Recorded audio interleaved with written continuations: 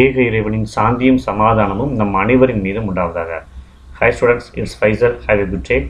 இப்போ linear algebra and partial differential equations சாப்டரில் unit 4 partial differential equations பார்த்துட்டு இருக்கோம். அதில் லாஸ்ட் வீடியோவில் நான் ஹோமோஜீனியஸ் ஈக்குவேஷன்ஸில் ப்ராப்ளம் சால்வ் பண்ணியிருந்தோம். இப்போ அதனோட கண்டினியூஷனாக நெக்ஸ்ட் ப்ராப்ளம் இந்த வீடியோவில் பார்க்க போகிறோம். ஃபோர்த்து ப்ராப்ளம்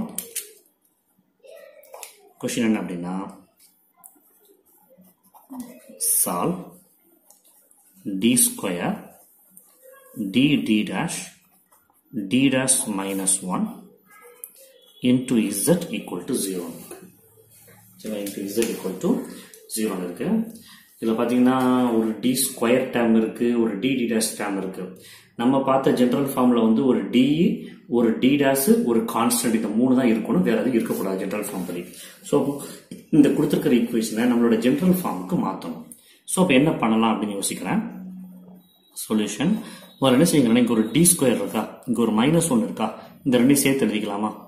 அப்போ இது ஒரு டி ஸ்கொயர் -1, இது ஒரு டேர்ம் மாதிரி தனியாக வச்சுக்கோங்க. இந்த ரெண்டு டேர்ம்ல இருந்தும் ஒரு மைனஸ் டி டேஷை வெளியில் எடுக்கிறேன். இதுலேயும் ஒரு டி டேஷ் இருக்கு, இதுல ஒரு டி டேஷ் இருக்கு, நான் மைனஸோட சேர்த்து வெளியில் எடுக்கிறேன். அப்போ இந்த மைனஸ் வெளியில் போயிடுச்சுன்னா இது பிளஸ் டி ஆயிரும், இந்த பிளஸ்லேருந்து ஒரு மைனஸ் வெளியில் போச்சுன்னா இது மைனஸ் ஆயிரும், -1. ஓகே, இந்த ரெண்டு டேர்ம்ல இருந்து டி டேஷ் வெளியில் எடுக்கிறேன். அப்போ இது வந்து பிளஸ் டி ஆயிரும், இது வந்து -1 மாறிடும். சரியா, இந்த டேர்ம் வந்து -1 மாறிடும். ஓகே, இந்த term into z equal to 0. இப்போ இதை எக்ஸ்பேண்ட் பண்ணுங்க. இந்த 1ங்கிறத 1 ஸ்கொயர்னு சொன்னா தப்பு கிடையாது, 1 ஸ்கொயர் போட்டுக்கலாம். அப்போ என்ன ஆகுதுன்னா இது a square minus b square ஆகுதா? அப்போ d plus 1 into d minus 1, a plus b into a minus b, minus இந்த ஒரு d dash into d minus 1 into z equal to 0. இப்போ இந்த டேர்ம்ல ஒரு d minus 1 இருக்கு, இந்த டேர்ம்ல ஒரு d minus 1 இருக்கு இல்லையா? ஒரு d minus 1 காமனா நான் வெளியில் எடுத்துறேன்.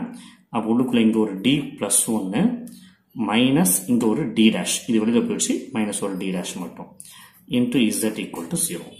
ஸோ கிளியரா பார்த்தீங்கன்னா d minus 1 இங்கனுக்குள்ள d, இந்த d dash முன்னாடி கொண்டு வாங்க, minus d dash plus 1 into z equal to 0.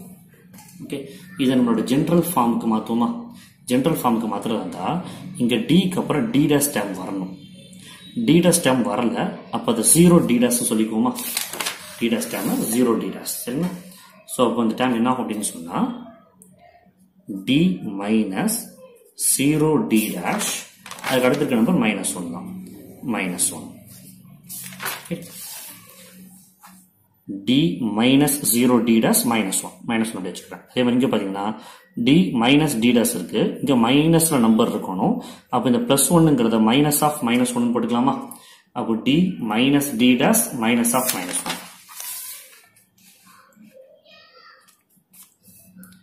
d minus d dash minus of -1 into z equal to 0.